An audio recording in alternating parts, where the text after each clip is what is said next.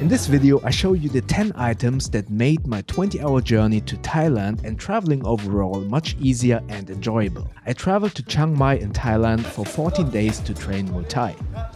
And this vlog has become much longer than I anticipated, which is why I split up this video into 2 episodes. This is episode 1. Also, please feel free to use chapter markers to jump around in the video. And now, let's start the video.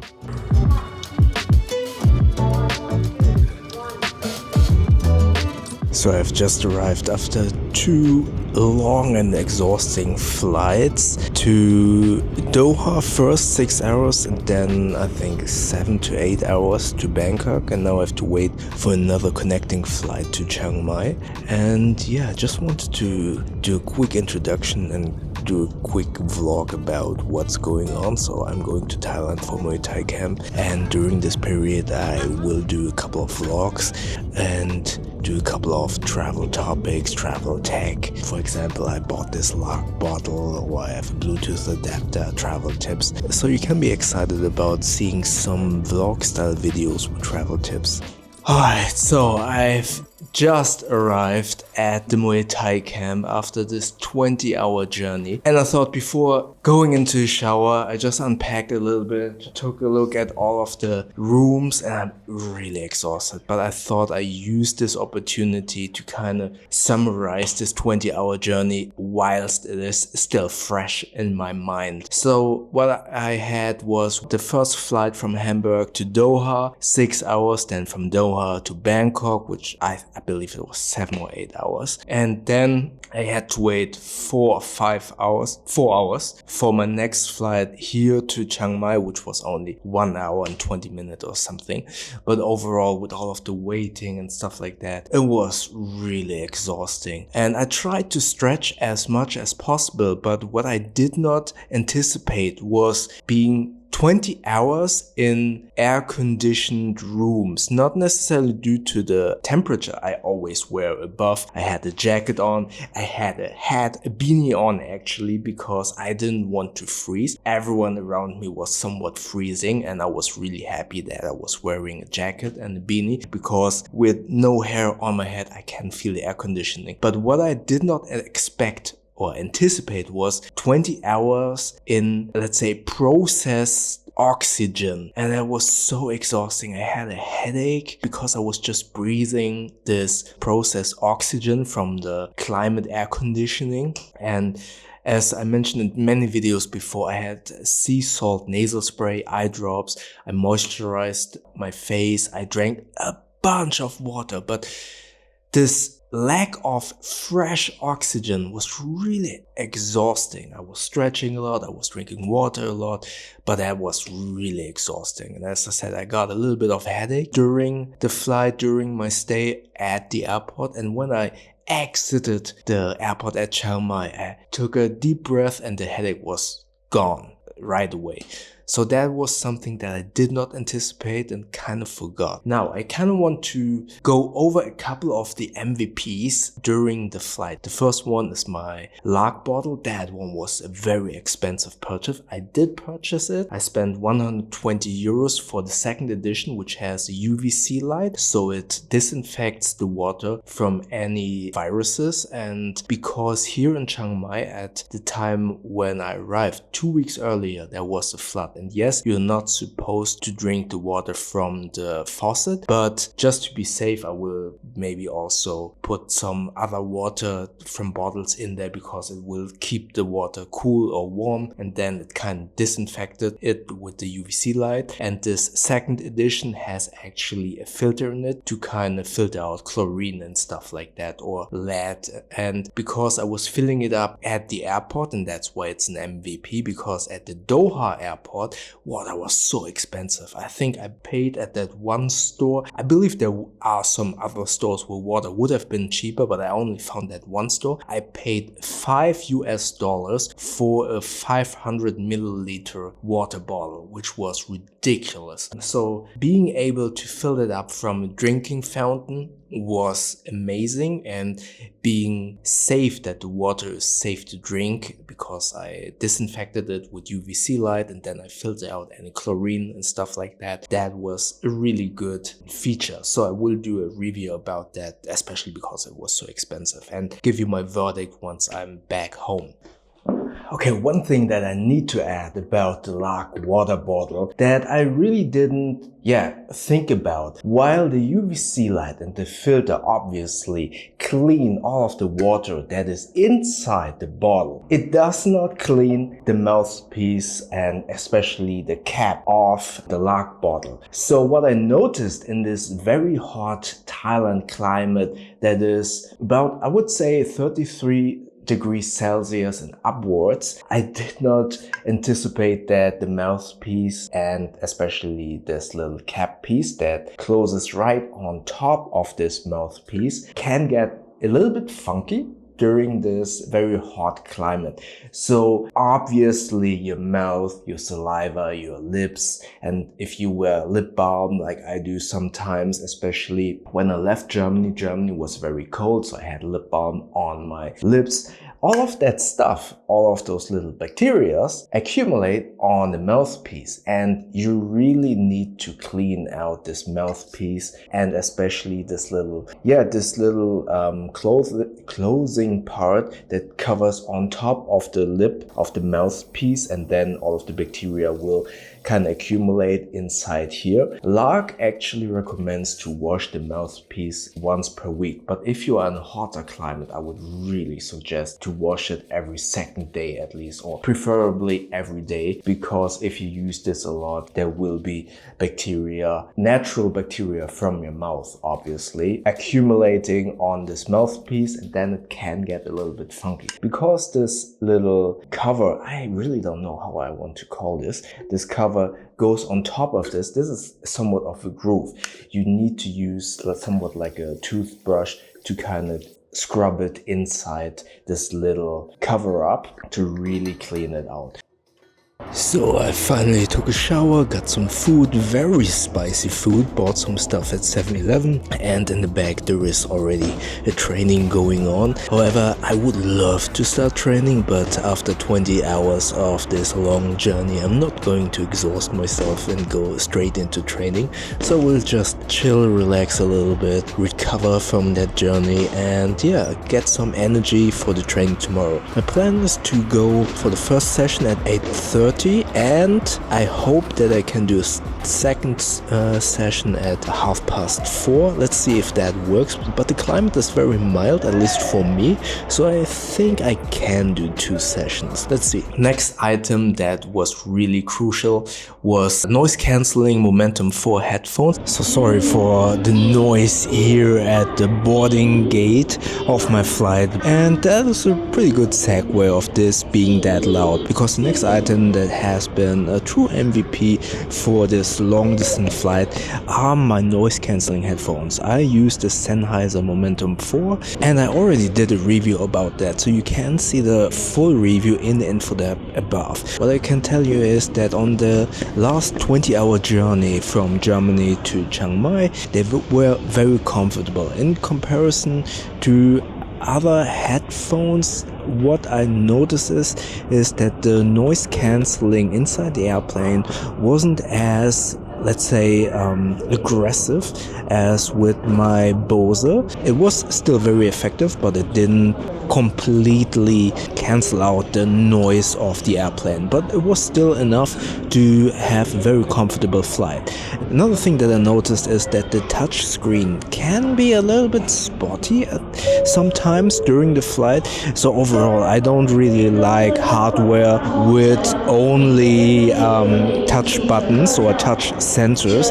I prefer to have fully touchable and pressable buttons. Really sorry about the noise here, but again, this is probably a good example of why you should use or have noise cancelling headphones. And another thing is, in combination with the item that I will mention afterwards, I noticed that sometimes the connection to that next device that I will mention is a little bit spotty. Whenever I went to the restroom of the airplane and went back, I kind of had to connect and disconnect, but I think that is more a flaw of the next item. But again, the Momentum 4, very comfortable, and I can highly recommend to use noise cancelling headphones when you are traveling on a plane.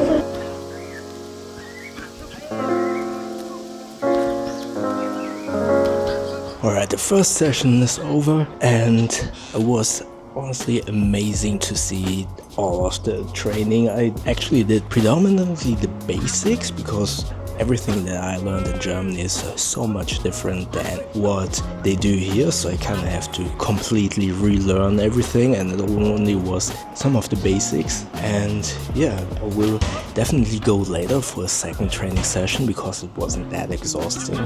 As I said, I only did the basics, and yeah, really looking forward for the next one. The next item in my list of great pieces of travel tech, and this is a Bluetooth flight transfer device, basically.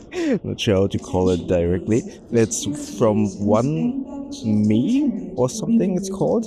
Don't forget, I link all of the items in the description below, and those are affiliate links. If you use one of those links, you won't pay more, but you will support the channel with a small kickback of that sale. So this little Bluetooth adapter is great because you can easily connected to the in-flight entertainment system.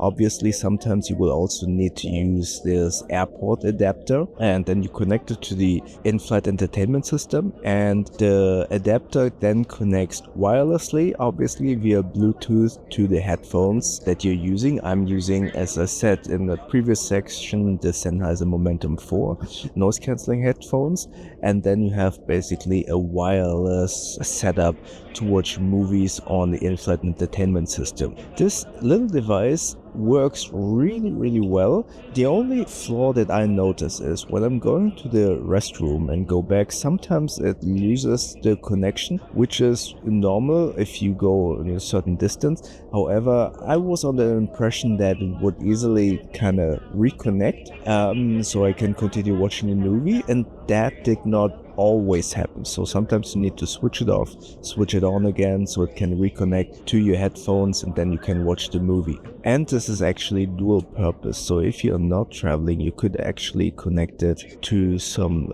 speakers and use it as a receiver. For example, if you want to send music from your phone to some old speakers that do not have Bluetooth, then you can connect this device to for example, to the line in of the speakers and transmit music from your phone to that device and use the speakers via Bluetooth wirelessly. So yeah, this was a really good addition to my travel gear. So it's the first day, the second day.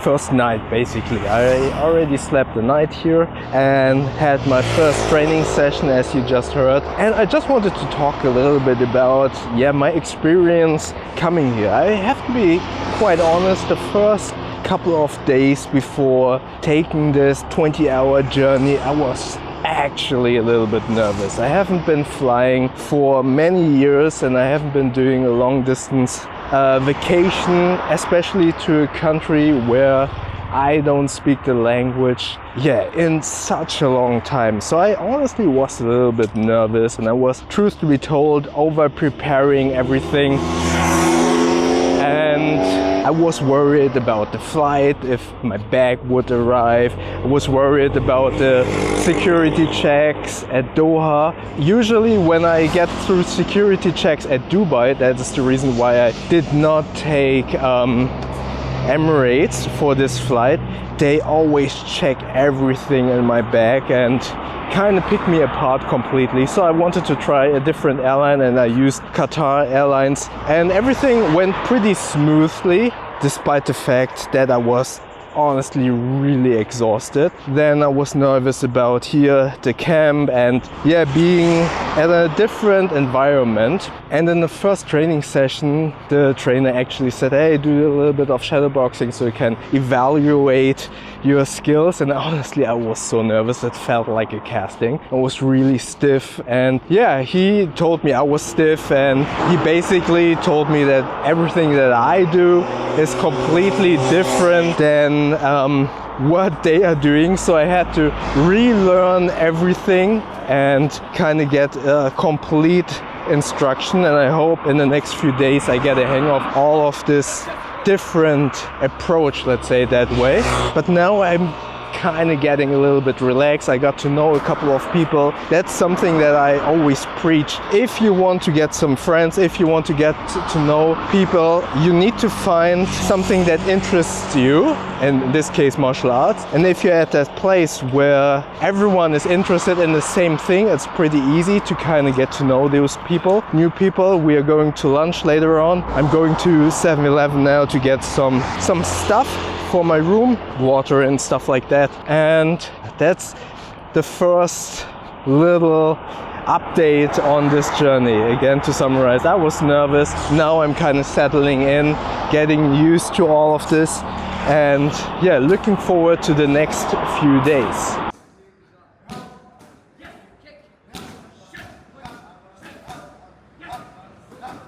So I'm in Thailand, right? So the climate is pretty hot. Plus I'm training 2 times per day. Therefore I have a lot of clothing that gets dirty or sweaty. So my gym clothes, but also regular t-shirts, underwear and stuff like that. While there is a washing machine and the dryer that I'm using at the moment, most of my shirts are merino wool, and merino wool doesn't work in the dryer. So one of the items having that comes really handy, and that in my humble opinion was a really good investment, is a travel clothing line that I will show you in just a second. So please excuse the audio, because here in the bathroom there will be a lot of reverb. So this is the clothing line that I got from Amazon. By the way, I will link all of the items in the description below. Those are affiliate links. With those you won't pay more, but you will support the channel with a small kickback of that sale, and if you do so, thank you very much. So this is the clothing line that is kind of twisted, which makes it very easy to hang your clothing without any of those little clothing clamps. I don't know the English word. So this is perfect, and I hung it on the towel rack and on the shower metal pipe or whatever it is. So you kind of need to see where you can kind of put it and then hang your clothing, as in this case my 2 merino wool shirts that cannot go into the dryer.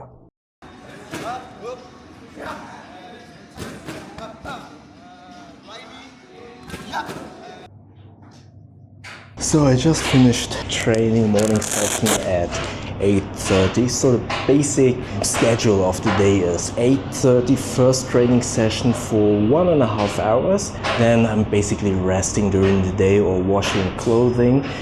There's a washing machine, so please excuse the noise going on here, right here. So as I said, 8:30 first training session for 1.5 hours. Then I'm resting. There are a couple of more training sessions, but overall I'm just doing 2 sessions per day.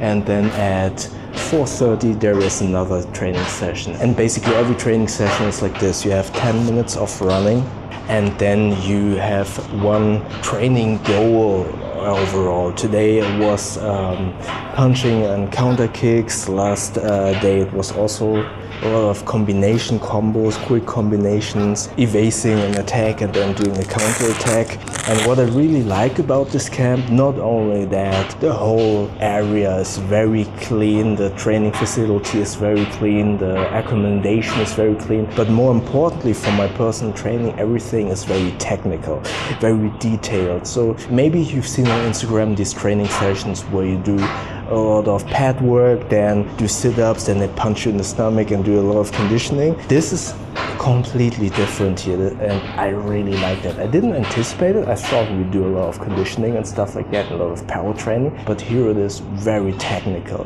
So you go into all of the details, how to properly twist your hips, how to position your legs to do a proper kick, how to properly punch to generate a lot of power through technique and not through sheer power itself, but how to twist your body and then generate power to cause damage basically. And that's actually what I really enjoy, that this is such a high level, high technical place to train it. Obviously, it is very hard and it is a lot of repetition. So, for example, usually you have like 4 minutes rounds where you do all the pad works where they correct you. Now, then my sessions, they actually build up because they saw that my cardio is, as far as I can tell, pretty good. So I'm doing 8-minute rounds, doing 8 minutes pad works and kicking and punching and stuff like that. Then you have a break for about 30 seconds, 1 minute, and then you continue. So in terms of cardio, while you don't do a lot of like sit-ups and push-ups and stuff like that, it is still very taxing. And you don't have to forget, it is around 33 to 37 degrees Celsius. You sweat a lot. I'm pretty sure that I'm losing a lot of weight, and I feel my muscles. Obviously, as soon as you get the technique down, you punch a little bit harder and you feel every single muscle when it hits the pad, right? Same with leg kicks. My leg in the beginning was really blue, completely blue, but I really enjoy it. It's a lot of fun and I can really recommend the camp. Sorry about the very loud place where I'm vlogging from, but as I always mention, for me it's really hard to vlog outside, so I looked for a very quiet in air quotes place where not too many people are around and where I kind of can sit. I am currently at the mall, and I thought this would be a really good opportunity to talk about 2 apps that have been very helpful during this vacation here in Thailand. One of which is the app Saily, which is an eSIM provider. Saily is one of the eSIM providers that many people on YouTube have been recommending. However, I was really looking for a review of that app, and most of the supposedly reviews were always kind of pushing their affiliate links and did not mention any negatives, and I found it to be, I do not like that a lot. If a reviewer supposedly review is heavily positives and then ends with an affiliate marketing link. I do use affiliate marketing links as well, but I only use them in reviews, and I try to kind of balance out the reviews and give you the negatives. And to push a point across, I will not put an affiliate link of Saily in this video, just to make a point that this is a user experience review. So I have been using Saily in Qatar, but also obviously here in Thailand. I wanted to properly test it. The prices are fairly affordable or reasonable. I used Saily in Qatar, where I had a short little layover, and in Thailand obviously here in Chiang Mai, and the prices are fairly reasonable. I bought 3 gigabytes for Qatar and 10 gigabytes for here in Chiang Mai in Thailand, and I believe I paid for Thailand only like 10 euros or something, so it is fairly affordable. And the installation, I will not go into technical details. I really just want to give you my user experience with this. So you install the Saily app and then buy the package that you want for the country that you're traveling to, and it will then automatically via the app install the eSIM on your phone. Please check beforehand if your phone supports eSIMs and is supported by the Saily app. And once it is installed, it's not activated yet. The eSIM will activate as soon as you arrive your destination, the country of your choice that you booked the package for, and then the package that you ordered, all the gigabytes and stuff, will activate and then count down for 30 days. The installation process, as I said, please look for a review or for a tutorial on YouTube. I will not go into the technical details, but I can tell you that it was fairly easy to install the eSIM on my Samsung Fold 5. And I only needed to install one eSIM for both countries, for Qatar and for Thailand. Furthermore, before you arrive the destination that you're going to, I would highly recommend to deactivate roaming for your main SIM card, so you won't get charged a lot of money for some roaming how you say, roaming connections of your main SIM card from your home country. But you will need to activate roaming for the eSIM that you get from Saily.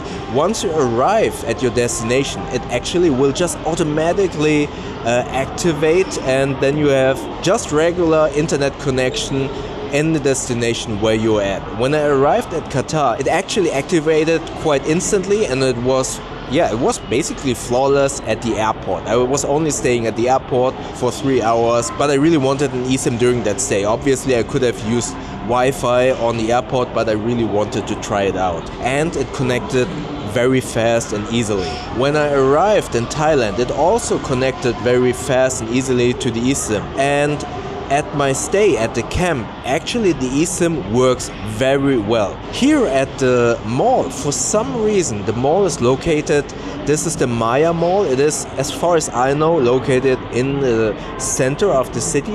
I had a couple of issues getting a connection while I was in Grab. I will get to that app in just a second.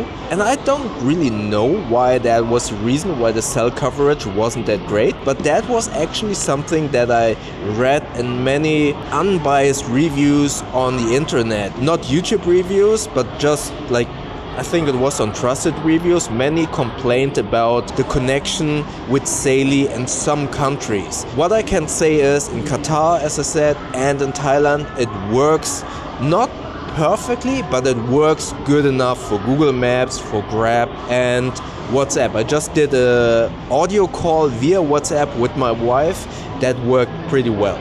So I would highly recommend to check some reviews of Saily for the country that you are visiting to, if there are some negative reviews about Saily in those countries. But again, Thailand, or more specifically Chiang Mai and Qatar, works well with Saily, and just the ease of use, the ease of installation with Saily and the eSIM is highly recommended. I cannot say anything bad about the installation process. Now, the next app that I can highly recommend that is fairly common in Southeast Asia is Grab.